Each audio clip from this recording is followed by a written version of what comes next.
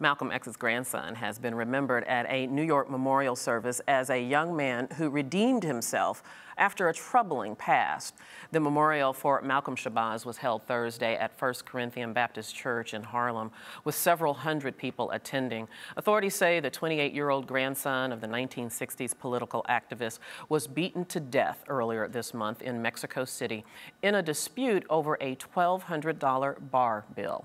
2 waiters have been arrested in Shabazz's death. And we move on to our next story. In the spring of 1963 in North Carolina, a prominent civil rights leader led dozens of protesters on a march in Charlotte.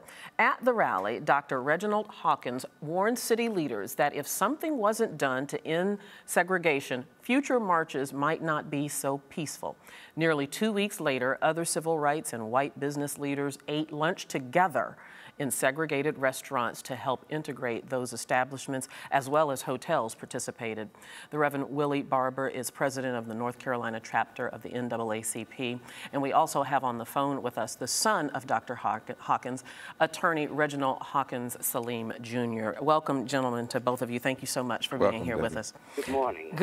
Good morning to you. Reginald, I want to start with you. You were old enough to remember this time, to remember the effort that your father led. Can you sort of take us back to that time, 1963, North Carolina, and some of your memories of the civil rights efforts at that time?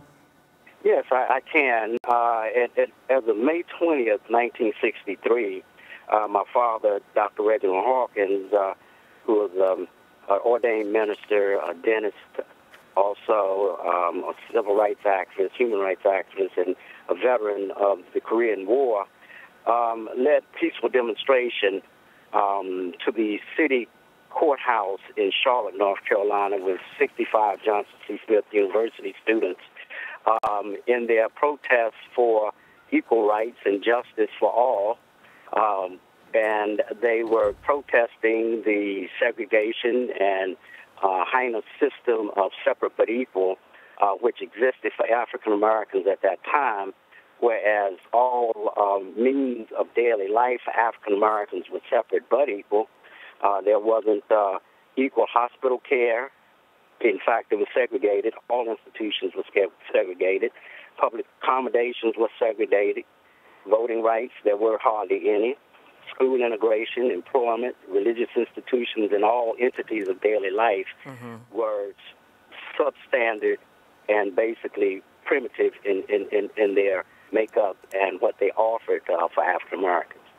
Yeah, and North Carolina, or at that time, that peaceful eat-in, as it's become known, was unusual because at that time, many civil rights efforts to achieve equality, to achieve integration, was met with violent resistance. How do you think your father was able to pull off this peaceful resolution? And also, while you're telling us that, also talk a little bit about the irony that he was not invited to this eat-in.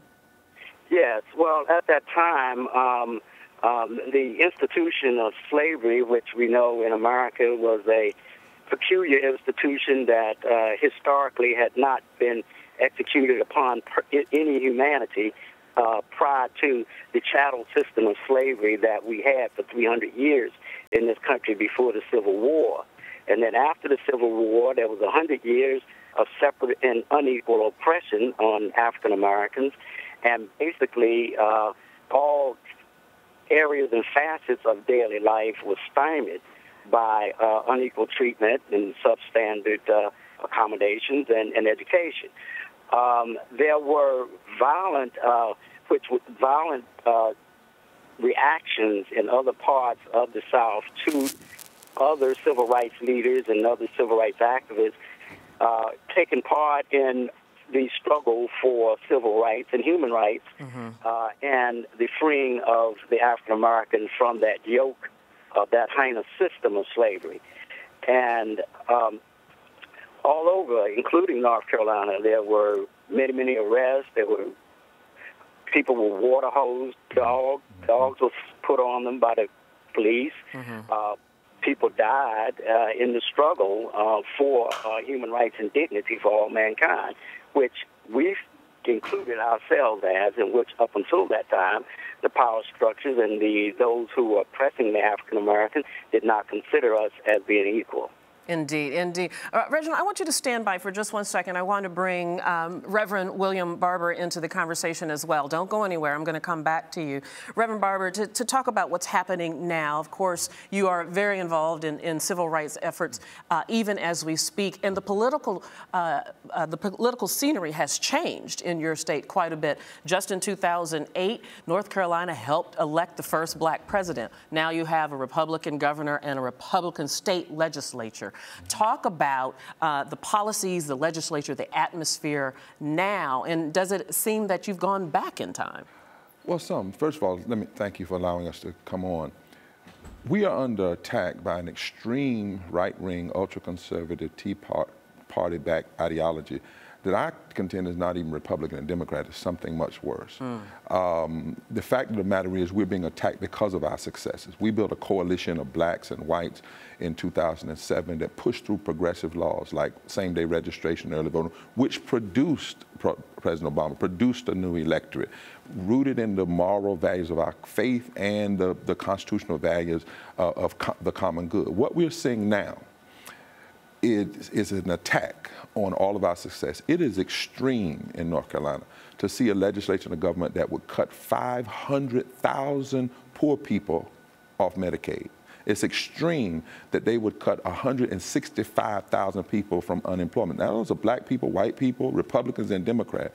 It's extreme that they would raise taxes on 900,000 working people so that they could give tax cuts to 23 families and cut 30,000 poor kids, black, white, Republican, Democrat, independent, from preschool in order to siphon more money off to vouchers for private schools and to attack voting rights. So 50 years later, we're seeing an attack, but it's a little bit different in the sense that this crowd is attacking the poor, they're attacking the vulnerable, and we have had to draw a line in the sand. There is an arising in North Carolina of blacks, of whites, and Latinos that say we're not going to go back to Old South politics.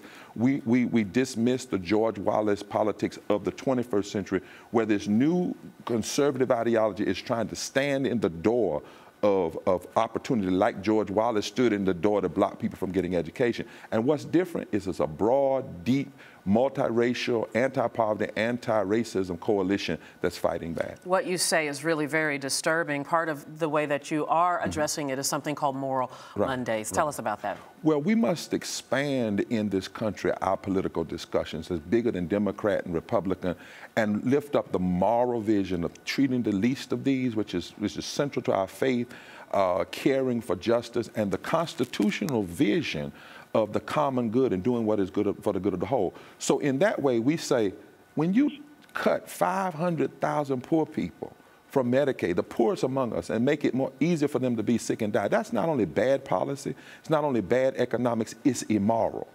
We are tired of the ultra-conservative right limiting moral issues to prayer in the school, gender issues, and abortion and homosexuality. No, no, no. The major moral issues in the scriptures in all faith has to do with how you treat the poor, how you treat the vulnerable, how you treat women, how you treat those that are made to feel unacceptable. And when you put those two together, you've got a powerful engine for transformation, and that's what we're seeing. Indeed. Reginald, I want to come back to you very, very briefly. If your father were alive today, what would he say about the race relations in North Carolina? Well, first of all, my father was a human rights advocate. He struggled his whole life and put his life on the line daily, struggling for poor people, people of all races, tribes, religions, because he believed that all mankind should share in those same premises that our forefathers that wrote the Declaration of Independence and the Constitution guaranteed all citizens of this country, which was the right to life, liberty, and the pursuit of happiness. Of course, with those things now, the reversion back by an element that certainly I myself consider reincarnated Confederate generals who have forgotten that the Civil War is over, that they lost, and they need to understand that all mankind under the sight of the Creator are one and of the same. Indeed. And no one should be privileged over the other, and they're trying to revert us back to the days of Jim Crow, which after the Civil War put us into another phase of 100 years of oppression, which is what is possibly coming now with this obstructionist Congress that we have, and those who are trying to go to the years when people were slaves and oppressed simply because of their race, religion, their faith, their sex, their national origin. And we hope efforts like Reverend Williams, under the eyes of the Creator. Absolutely, and we hope efforts that you're undertaking, the efforts like Reverend Barber are undertaking, is going to address this. Reginald, Hawkins, Salim, thank you so much for joining us. We know that you just got Reginald Hawkins, Abdullah Salim, and I go by Abdullah Salim because those are the attributes of my father. Thank you for that. I appreciate that, and I'm sorry for the mistake, but thank you so much for your time. And Reverend William Barber, thank you as well. Thank you so much. Glad to be on. Wish you very well. We will win. And you're watching Arise America.